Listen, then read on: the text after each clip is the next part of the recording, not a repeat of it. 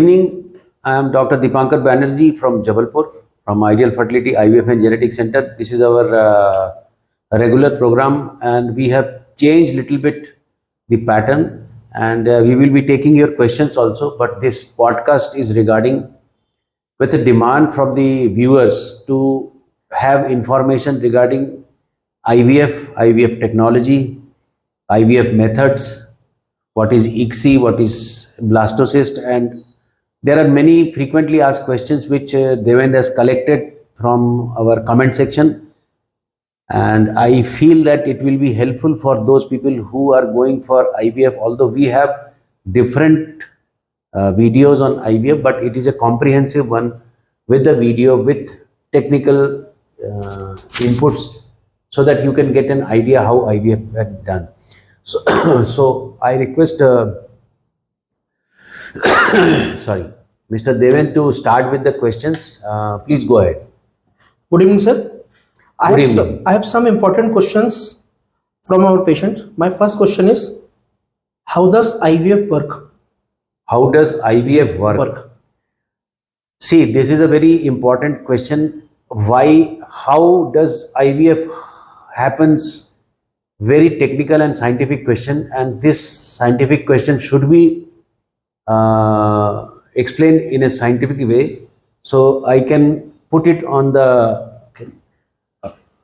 on video regarding how. What was your question? How does IVF work? How does IVF work? See, this is a very simple thing. If you are, how does IVF work? That is a very important question, and any couple who is going or planning for IVF, what they should know, what is IVF. A lot of people, they ask me what is different and is it a very abnormal thing if we go for an IVF. So how IVF happens? You can see my videos in demo section in our YouTube channel. But here I tell you, this is the uterus, and these are two ovaries, that is from where the eggs they come out. And there are two fallopian tubes on either side of the uterus, and this is inside the abdomen, inside the belly of the woman. And this egg which is coming out from here, it goes over here, and this is the vagina from where the intercourse takes place, and here the sperm are being deposited at the time of intercourse. This sperm goes like this. It travels through the uterus into the tube and outer part of the tube and meets with the egg, and life begins in the outer part of the tube. Whenever this meeting of the seeds, like egg from the lady and sperm from the man, they meet together, they form an life. This early beginning of life is called embryo. So the life begins in the outer part of the tube in a woman. With the movement of the tube, with the passage of the tube, this goes and gets implanted or gets fixed in the inside of the uterine cavity or inside the womb of its inner line, and it grows. Thus the natural pregnancy happens.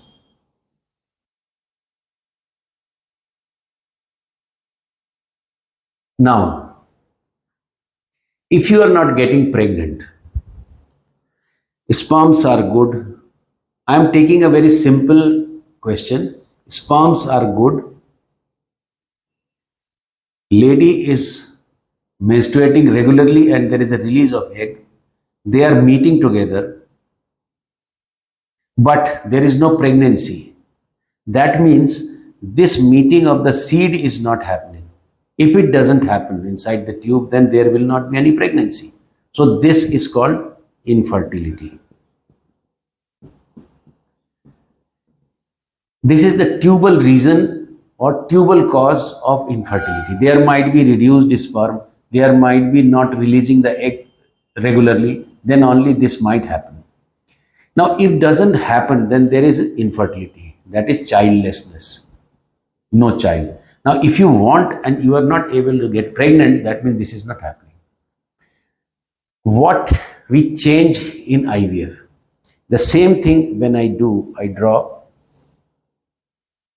and these are the two ovaries, and this is the tube.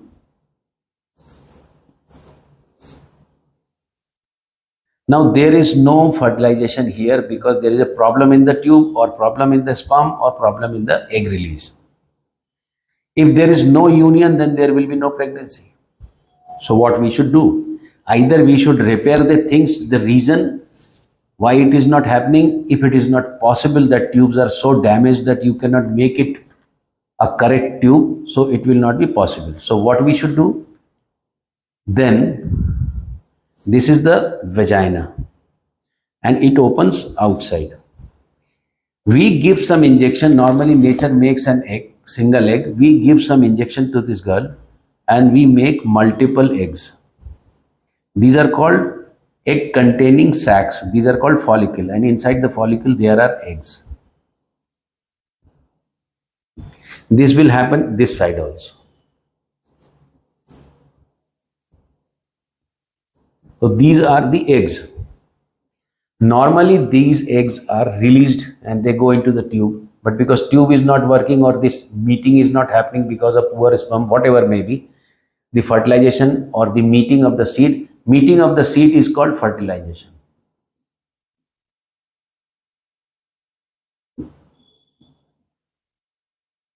If it is not happening, then what we do, we take a needle and with this needle we aspirate or suck these liquid into a tube. So this liquid will come. Along with this liquid there will be eggs. We take all follicles and take out the eggs. So in a dish we will have eggs. Now we take the sperm from the husband. We take the sperm from the husband gives the sperm.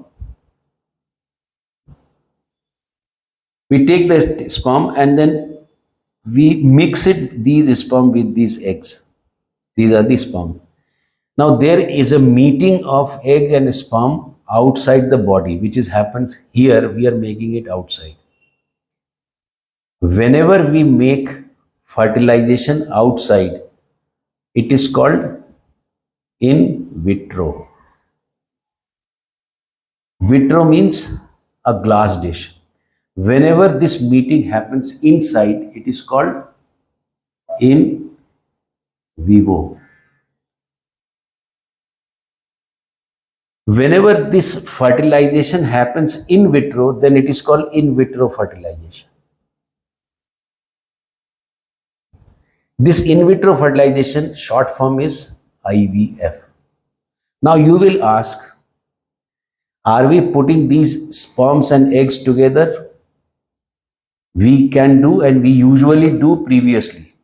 And many of the centers, they do still these things when the sperms are good. And that is a good thing. So these eggs, they choose the sperm and they get united by single sperm. This is called one method of IVF, that is called conventional IVF. If this conventional IVF works, then there will be formation of embryo. Now, if this is not happening and we make an embryo by fertilizing the egg through an injecting a sperm inside the egg, then it is called ICSI, inside the sperm cytoplasm of the intracytoplasmic sperm injection. So it is called conventional IVF, it is ICSI IVF. But both are in vitro fertilization. Now, here the life begins in the outer part of the tube, but it doesn't immediately goes inside the uterus. There is a passage through the tube which takes 5 days. Why take this 5 days? Because here for 2 to 3 days, the egg or the fertilized embryo, they survive on the maternal derived energy into the egg, So it finishes on day 2 or day 3. It happens inside the tube. Now those embryos who can make their energy, they will survive and they will go here. There is a block which is called embryonic genome activation. Only those embryos, only those life will survive which makes their own food. So there is a selection. Same thing we do in vitro also. We make this fertilize, they divide and they divide. If we make, suppose we take out 4, 5, 6 and they are fertilized either conventionally or ICSI wise by a sperm. So there will be division.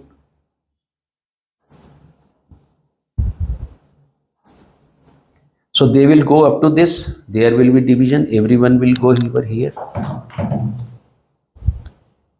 Only those will survive which make their own energy, not dependent on the mother.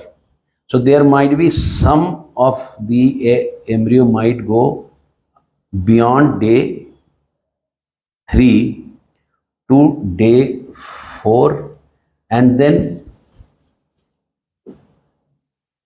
might be this also and then goes to day 5 which makes blastocyst.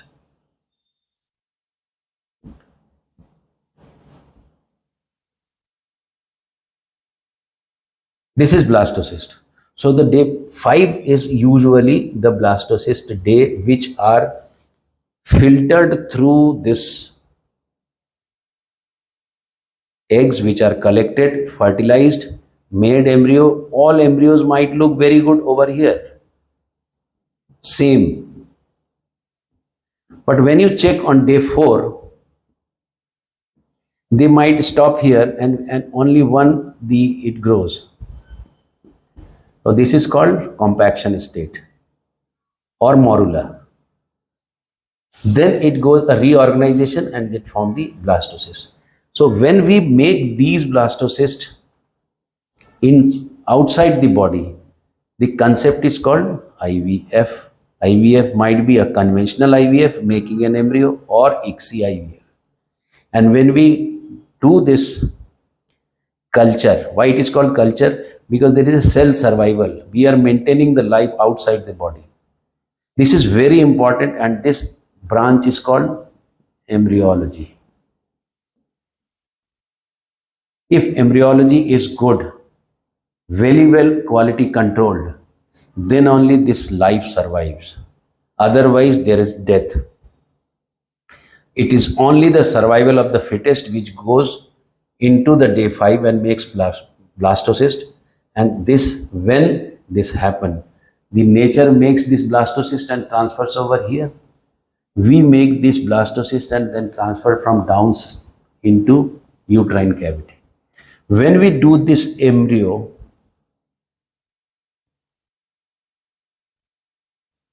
these are blastocyst embryos transferred inside the uterus through the natural orifice, natural opening through vagina with a plastic tube and plant it, just place it here. This procedure is called embryo transfer. So if you look into this, this is the basic method of in vitro fertilization and the science behind the in vitro fertilization. Now there might be more questions. Yes. How we take out the eggs? Is it a big surgery? Do we have pain? Do we have any hospital stay? How much time it will take out the eggs? Will I have too much intense pain? Is there any complication after doing this? So I will go through and will give you answers one by one, but this is the basic. Sir, I want to ask you one question. Some patient asked me, there are 3 eggs in my right ovary and my right tube is blocked. So how ovum pickup will be done? No, whenever there is a tube is blocked and we are doing IVF, so I am taking out this egg I am taking out this egg from body to outside, and it is fertilized by husband's sperm outside the body. So what is happening inside the tube? We are bypassing the tube and doing it in vitro, that is outside the body. So tube might be blocked, It is, we don't bother because tube's work is being done outside the body.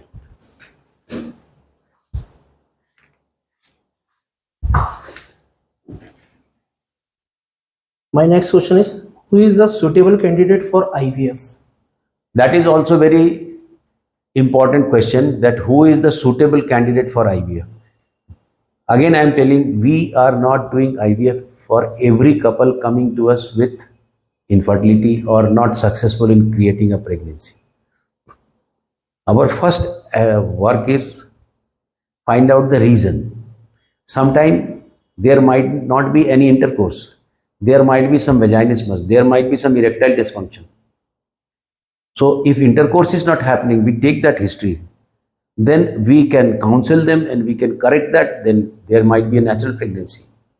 Sometimes they might not be meeting together in a proper time at the time of ovulation. So we ask them if everything is okay, then ask them to have purchase ovulation card and the time the intercourse with the ovulation card. Now what is ovulation card? Ovulation card is called LH card also. You can test in your home, in home atmosphere. It is better to be done in the 3 p.m. to 5 p.m. Don't take too much water and use the urine as they do pregnancy test, and it will be done, it will be given a card and with a paper, and if you need more information we can put a video on that, but it is a very simple test, give you an answer whether eggs are released or not. If eggs are released, there will be 2 lines. If egg is not released, 1 line.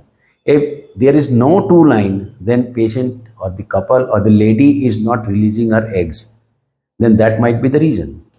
If she is producing eggs and there are 2 lines, they can have intercourse on that night and next day there will be more chances of pregnancy.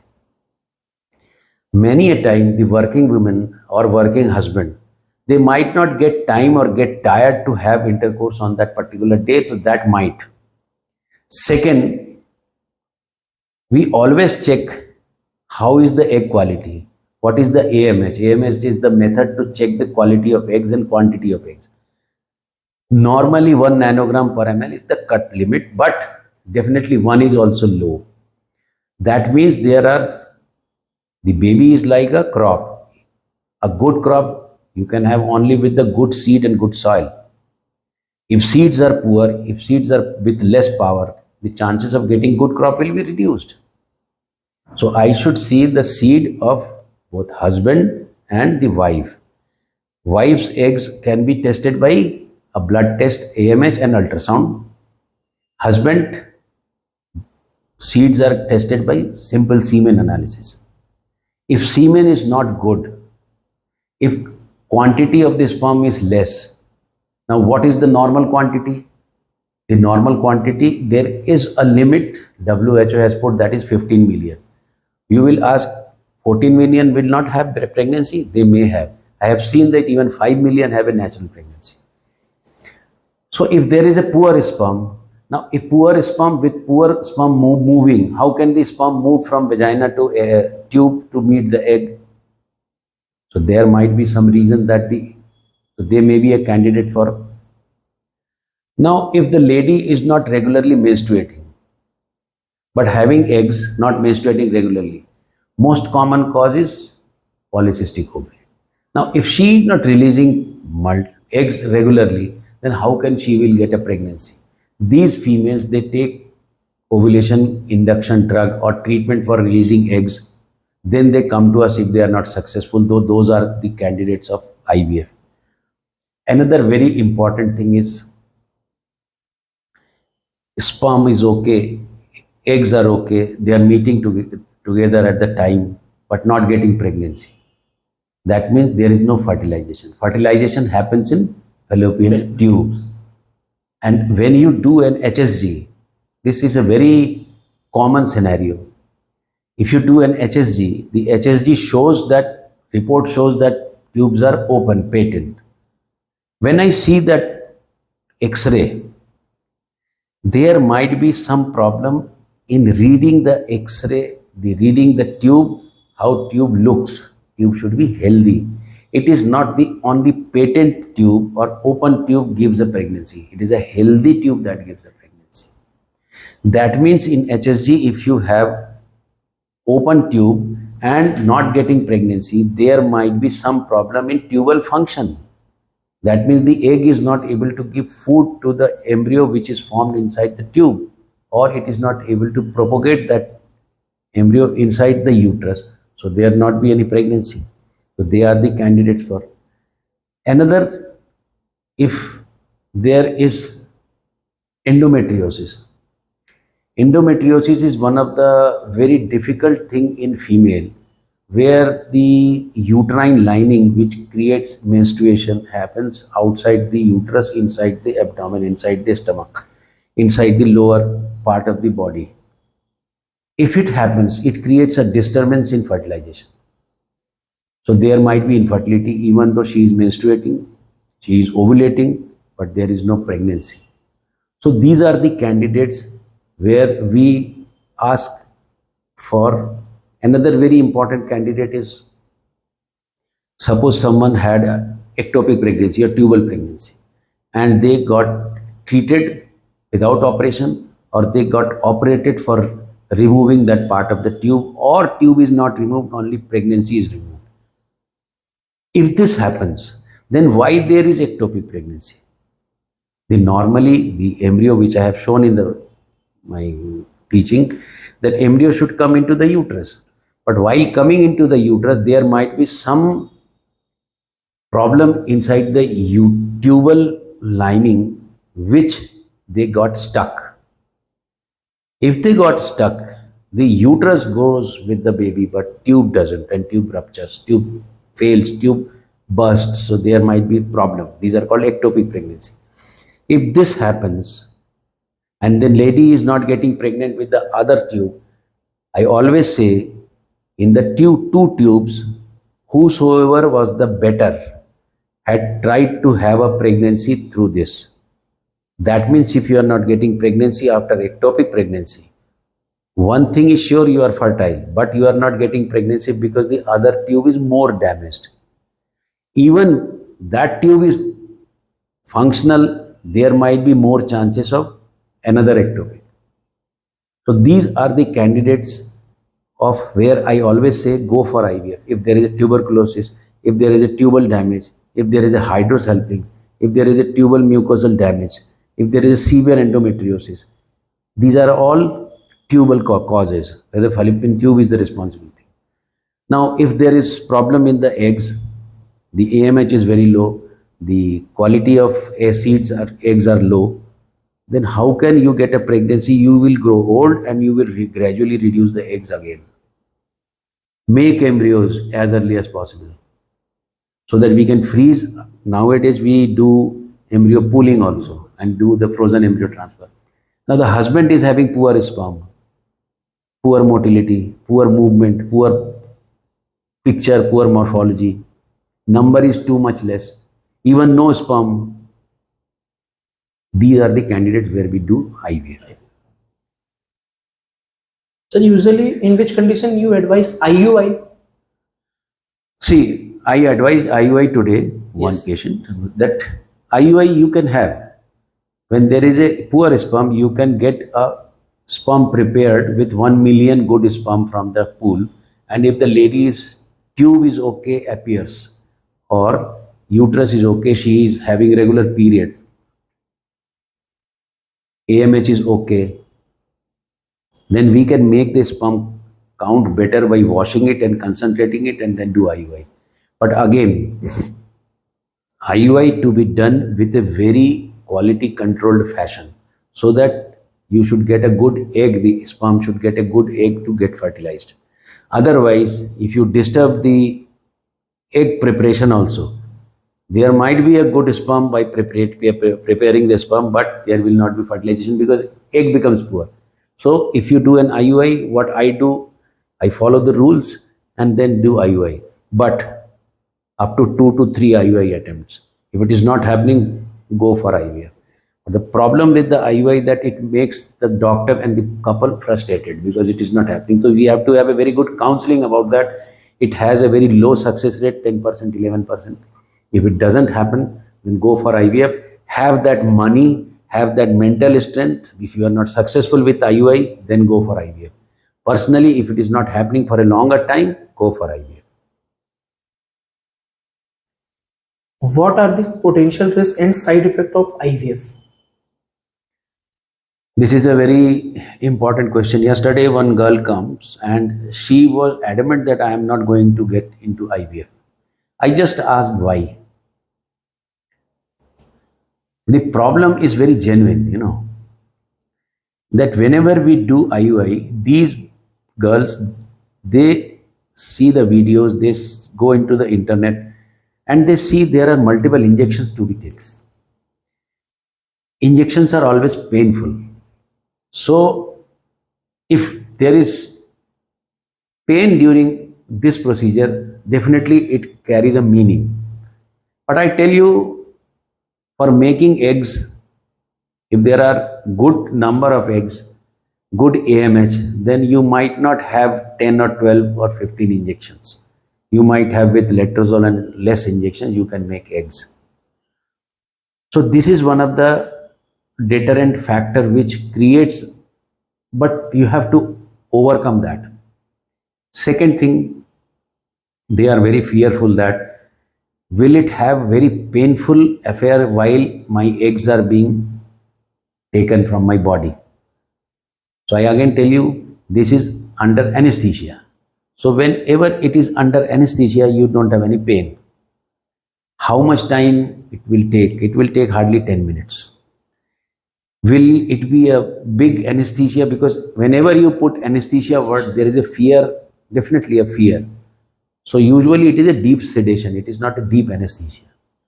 And nowadays, one complication previously was very common. It happens in 3 to 4 years once in a while. That is hyperstimulation syndrome. That means whenever we do too many eggs, there might be a collection of fluid or liquid inside your tummy or in the lungs. So you might have difficulty in breathing, difficulty in urination. There are complications. This is called ovarian hyperstimulation syndrome. But since I think 7-8 years, only one hyperstimulation syndrome, because there are now methods to reduce ovarian hyperstimulation syndrome. We have very good embryologist with us, a robust embryo freezing system, and if we feel that this girl will go into ovarian hyperstimulation syndrome by transferring the embryo, then we preempt and we predict this and we don't go into embryo transfer. We even don't use HCG trigger, which creates ovarian hyperstimulation.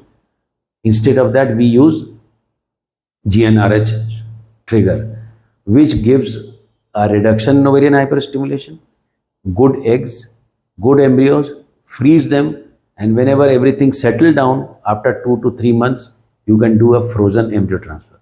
This is the normal rule. So, for fear is not a very big thing. The biggest problem for not using IVF as a method is wrong information. I again tell you, these wrong information, these wrong taboos, whether it will be my baby or not, whether it will be a normal baby or not, there are people, if you tell them that I am undergoing IVF, they will create lot of nonsense sort of atmosphere, which creates an immense fear inside the mind of the husband and wife. So I again request you, IVF is a OPD procedure. You don't require any big surgery. You don't require a deep anesthesia. Yes, few pain regarding injections you will have, but we try to make those injections as less painful as possible. So these are the important things which we should understand while going for IVF. How many IVF cycle can be done? How many IVF cycles can be done? Why we do repeat IVF? Then why IVF fails? If we are making embryos, if it is a good embryo and we are putting inside the uterus, the lady should get a pregnancy. If there is no pregnancy, there will be a repeat IVF. If there is a problem of eggs, one or two embryos, there is no freezing, there is no extra for freezing, then these embryos might not be genetically correct or not quality-wise correct and fails. So for how long you can go for IVF? You can go for IVF if there is a good egg reserve, could find out the reason why it is failing. Even we go for 3 or 4 cycles of IVF, but it depends upon the tenacity, it depends upon the capacity of the patient, that is mental and economical, and doctor's resilience, how much, and final word is how we trust each other. Relationship between Patient and the doctor. Very important question. What is the cost of IVF? Again, the cost of IVF is, it is again a crop. If the seeds are good, soil is good, definitely crop will be cheaper. If seeds are not good, you need too much fertilizers, too much add-ons, too much, many things to be improved in embryo making or in vitro fertilization. Many things to improve the sperm quality. So you need lot of add-ons or lot of other methods to improve the quality of seeds, that is from egg and the sperm. So if you ask me about the cost, the general cost is given in our old video, that is of April 2022, still we maintain that. So again, it is between 1,20,000 to 1,80,000. It is the basic. Why there is a difference? Because we might need more good quality injections for poor quality eggs. So this basic cost differs. Is this the cost of whole IVF? No. It is taking off the aeroplane, that cost. But making a runway, that means pre-IVF procedures, it also costs. You need a good investigation. It costs. And how much it costs? 20 to 25,000. 20 to 25,000. The problem is, if there is a problem with the sperm, problem in the husband, then you need genetic test of the husband also. If there is a previous failure, you need an ERA to read the endometrial imprints. If you want to have some more add-ons, like you need, we do a lot of like ERA, like preparation of the sperm, like microfluidics, like sometimes we do NIPGT also, and we do PRP injections also. So they go, so sometimes it go up to 3-4 lakhs also, but it is not necessary that everyone should have to spend that. So it is again I am telling you, it is again a customized thing, and it is not one size fits all. It depends upon your condition, patient's condition, husband's condition, wife's condition. What is the quality of the soil? What is the quality of endometrium? These are the all things which get add on when we give this. But the main purpose of doing IVF, what we do, Deven, is use their own seeds. Even with the azoospermia, even with the very low AMH. So whenever you do these difficult things, because chances of failure will be more. But if you get succeed, if they get a baby, then baby will be theirs, their genetic baby. So our intention is to do IVF with the own seeds. It is not a commitment that what we do with the. So cost matter. It is better that you come and get. If you feel comfortable with us, then go ahead. Otherwise, it is your choice. What are the chances of having twins, triplets with IVF?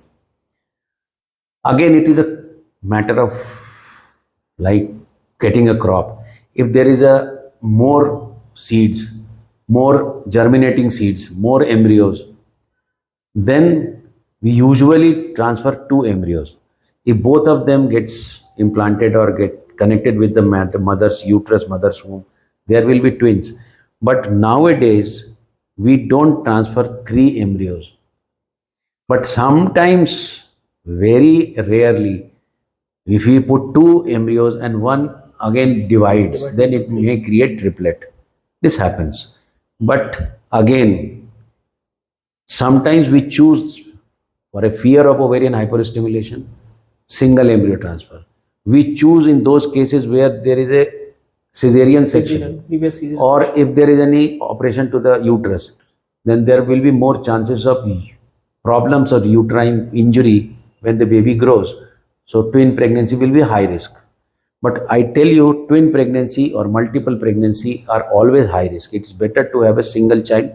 But even for me, lot of places they have started doing single embryo transfer, but still we do, if we get 2 embryos, then we do double embryo transfer. What are the legal and ethical consideration of IVF? This question is nowadays, and I think 22 December, there is a ART law.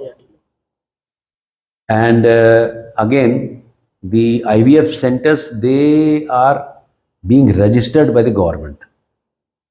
We are also a government registered IVF center. There are 2 levels of clinic, one who is doing IUI and one is doing IVF. And there is a separate, those donor agencies which we also registered, and there is a where surrogacy was also available, the surrogate centers. Now,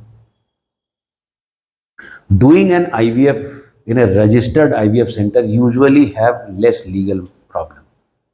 Otherwise, it is very important to take consent.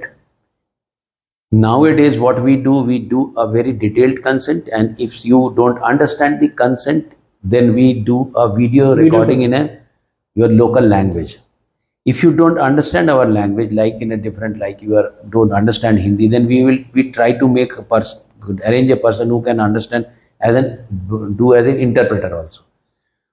Because in our clinic, there is a disclaimer where you sit and you can see that if you are undergoing this IVF, then if it happens, then your money is utilized. Otherwise, money is gone. But nobody does the work to get failed. What I always say that before entering into IVF, just like you purchase a mobile or any phone, you always go for a specification before putting the money into that. So always have a specification about us. Go to our YouTube channel, inquire about our work, see how we are working, what are the disclaimers we are putting in front of you. Are you comfortable with those? If you are comfortable, then we are also very much fond of success. We are very longing for success, and you are my client. If we get us work done, this is our common goal. If baby happens, then it is a joy through Almighty almost always, but it is a joy for the couple and for the doctor. What are the chances of a successful IVF after a failed one? We get these cases a lot. We always try to make analysis why IVF failed. Are there records? If there are records, then we use those records and we take steps according to that. Most of the time we don't get any record. So doing an IVF to a couple who got failed is a very difficult task, because the person is already demoralized. They lost money, undergone so much hardships. Now, if you consider about the doctor who is doing the next cycle, always facing a couple with a mindset that it might fail. So things become little bit difficult. We need a very good counseling, and by God's grace, we do IVF in those cases and get success. Try to be as far as possible with the patient, with the transparency with the patient, with the husband, how many eggs, what is the quality of eggs, how the embryo happened. If these things happen, then chances of getting success in failed cases also are there. But definitely, very poor quality eggs, very poor sperms, we might again fail, but we always try. Why frozen embryo transfer is always better than fresh embryo transfer? Should I put it in? Yes, basically.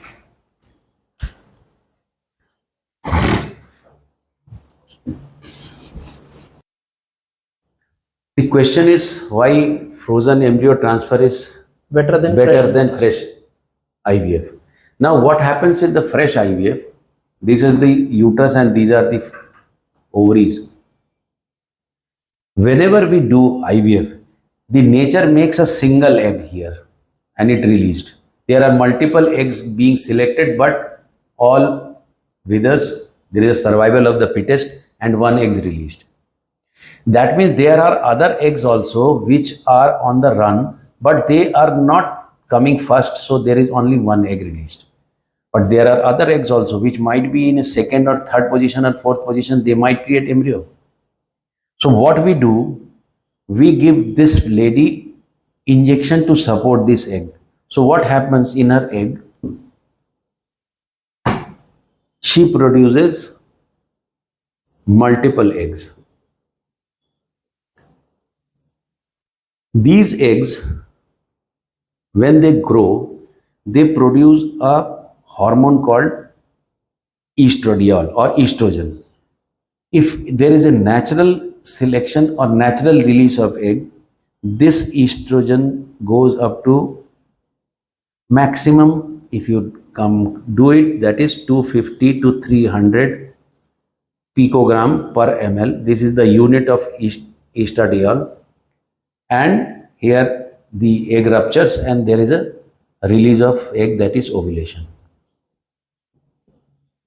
Now, whenever there is release of egg, this egg is going to be here and get fertilized over by sperm here, and there is a formation and embryo.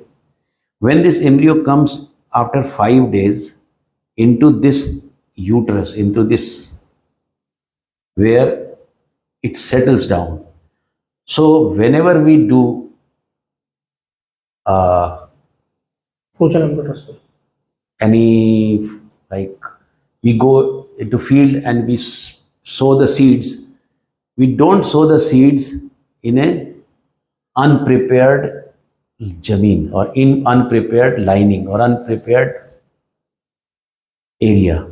So nature makes an preparation over here before it is coming over here. How this preparation happens? Whenever this egg grows, it creates an estrogen, which is the same thing. This estrogen through blood, it goes into this lining and prepares it. And then when it goes into, there will be a prepared endometrium where it gets settled and get implanted and there is baby happens. Now, when we do IVF, we are using injection to create more eggs.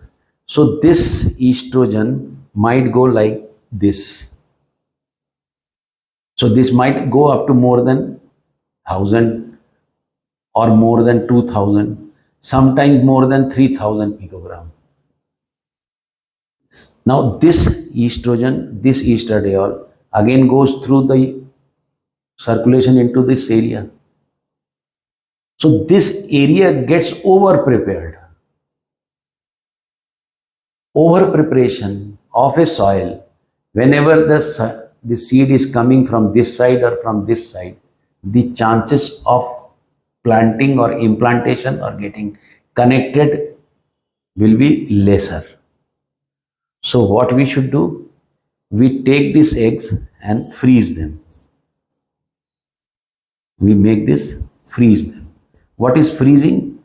Stand still the quality of the life in a manner that whenever we want to start it, it again start from here.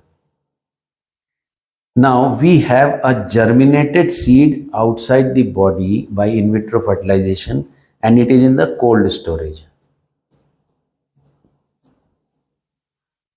This cold storage is our liquid nitrogen. So it is called vitrification or freezing. Now we have this germinated seed in a standstill condition in a cold storage. Now, because there is no plantation, there is no implantation, there is no pregnancy, this lining will, after 15 days, will come out. So she will have periods. So these all over prepared endometrium is outside now. Now, when we try to plant this germinated seed, we can start it again by thawing, by warming them. This warming is called thawing. This thawed germinated seed can be put unstimulated ovarian status or generally ovarian estrogen level, or we can give this lady from market the same amount of estrogen which nature gives and make us appropriate preparation. Now, if the appropriate preparation happens, then these thawed germinated seed can be transplanted over here. So because it gets a better area to get plant, so there will be more better implantation, more chances. But again, it is not 100% foolproof, but definitely frozen embryo transfer gives a better success rate. Say during IVF at your center. Even nowadays we don't say anything. Yes. Please don't stay. If you are overnight with your parent city, you can go.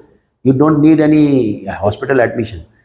But if you are coming from, like the lady coming from Calcutta, Bangalore, so they cannot go back. So they stay in our guest house or in a nearby hotels. And they stay is if they are going for fresh embryo transfer 15 days, or if they go for frozen embryo transfer, then 11 to 12 days they can go back. And but if you can go back to your home overnight and you can come back, because we need day 2, day 7, and then at the time of ovum pickup and the time of embryo transfer, the 4, and you don't require any hospital admission. Is there any treatment of azoospermia? This question we will put a separate podcast for male infertility, because azoospermia is a total different ballgame. Azoospermia treatment is possible or not. First have to decide what is the reason of azoospermia. Is it treatable or untreatable? To put treatment in an untreatable case is wrong, and put no treatment in treatable cases is wrong. So I always do an andrological evaluation. We will put this question in a separate podcast with male infertility. What is the best treatment of PCOD? The best treatment for PCOD is, if you are overweight, reduce your weight. Very difficult, but get a good dietitian, good gymming technique, reduce your weight. Don't get disheartened that weight is not reducing. Don't lose hope. Do more cardio. If you reduce little bit of weight, there are chances you can get a good natural pregnancy. You might not be having a regular period, but the polycystic ovary has a different types. One polycystic ovary might be having overweight, reduce weight. There are many cases where the weight is not high, but still they are polycystic ovary. Those polycystic ovary have a higher male hormone, insulin resistance. Anything which is not releasing the egg, polycystic ovary, because there is problem of plenty. Nobody is getting selected. There are multiple people in the door, but nobody is selected. So you have to open the door. The opening of the door is called ovarian drilling. So you take multiple doors. What I do many multiple doors by doing IVF.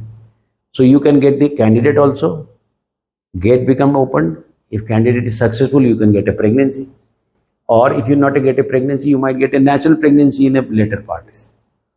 So the basic thing is all follicles are having high amount of androgen, that is male hormone, which creates acne, which creates hirsutism, abnormal hair growth. They might go down. And I have seen that even failed IVF cases for PCOD, they have a natural pregnancy. This is very common. My last question is, How does IVF impact mental health? IVF affects mental health a lot, because if IVF happens, it doesn't mean that you are successful. If pregnancy is positive, that doesn't mean everything is good. You need a healthy baby also. So undergoing IVF is you need a very good counseling. Otherwise, it is a very mentally taxing. You might be having many questions in your mind. Be frank with the doctor. If doctor is not answering you, try to get that thing from there, anywhere or through internet. But what I feel that there are many questions inside the person's mind, husband's mind. They want to ask. We try to make them as far as possible through these videos or directly. Most of the time by the videos nowadays, they are already well educated, well informed. So these things are, but it is like a war. War are always mentally taxing. And go to the war to win the war. Then only you can have that attitude to win the war. Because if you feel that you can lose the war, then you will lose the war. So better you go for IVF, have a good mental makeup with a positive mental makeup. It is a problem with mentally and economically both, but mentally more, because take a decision to undergo IVF is a mentally challenging thing. There are multiple taboos which creates disturbance in lady's mind. There are many things happens in a pregnancy also. Whether the baby pregnancy, because it is not a simple in-home pregnancy. You made a lot of effort on that. So things, if happens okay, then it is okay. Otherwise you might abort. So there are things, but most of the time things goes well. And I always counsel them to have a good mental and physical, and the attitude of winning the war is very must. Thank you very much. Thank you very much for asking these questions. We will come with more questions also if we get more questions, and we will make shots of these questions, and you can take this podcast while you are. But our intention is to give you as much as information we try to do. Thank you very much for joining us.